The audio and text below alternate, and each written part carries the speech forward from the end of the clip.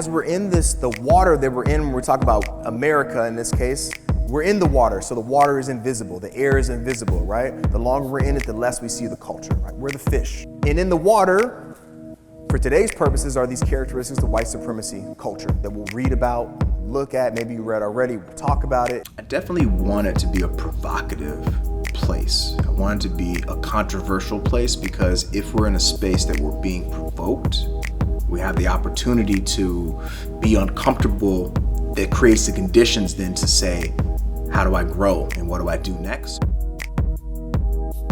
To increase awareness around white supremacy culture that we know is present, that we'll get a little clearer today, and to just kind of increase our familiarity with that language.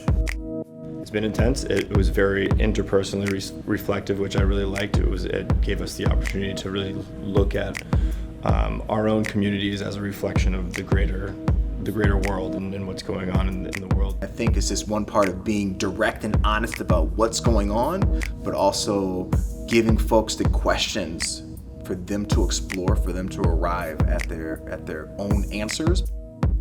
What Joe did really well was lay good vocabulary and basic principles and tools for further reflection. What I've been loving recently is engaging in whole school and whole district work, because now we're talking about getting a large group of people all in a system on the same page, speaking the same language. As a leadership team with all the principals and directors and executive directors, we're working with Joe and Jen on developing anti-racist leadership practices. I want to be open, vulnerable, and to be mindful of my own responsibility to help other white people see that we are responsible for ending racism. What might an anti-racist culture look like? If you're picking perfectionism, not just what the antidotes are, but what does that look like? What might that look like? I was most appreciative of how Joe worked both before, during, and after with district administration to make sure this was a powerful learning experience for all.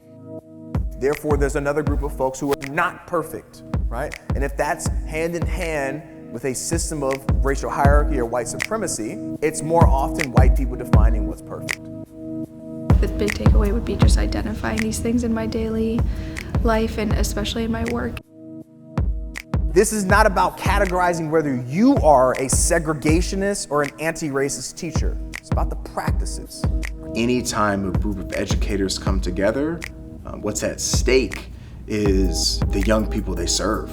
And ultimately, when we can sit down with another adult, whether that's a colleague in a meeting or in a training, we have this opportunity to grow, to change, so that we can be a better practitioner to better meet the needs of our students, because that kid is there every day. They come every day. They come tomorrow. They've been here every day for years, right? And at some point, some kids stop coming, right? So what's at stake is our young people, right? And that's the future.